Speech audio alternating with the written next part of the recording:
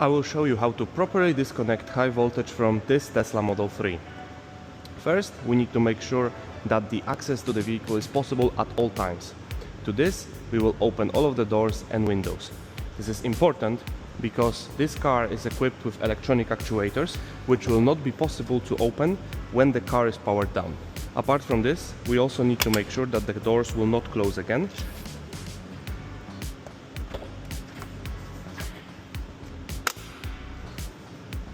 Now we need to make sure the car can be safely powered off.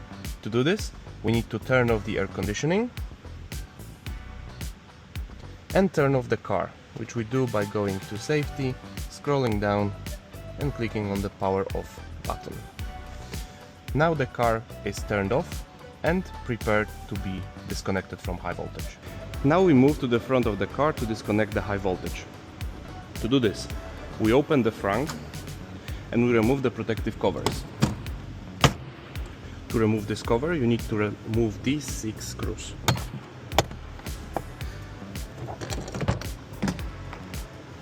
When the covers are removed, we need to disconnect the 12-volt battery and then disconnect the power to the high voltage contactors.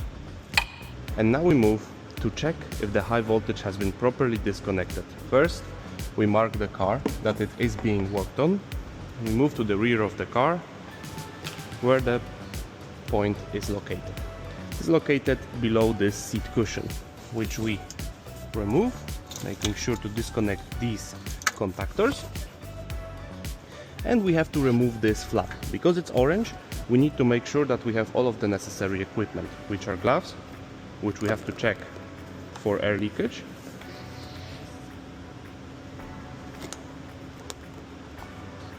and isolated tools.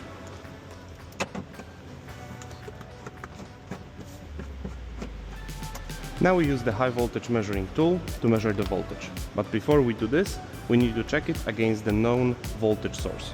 That would be the car battery. As you can see, it shows 12 volts, which means this is operational and we can use it to check the high voltage.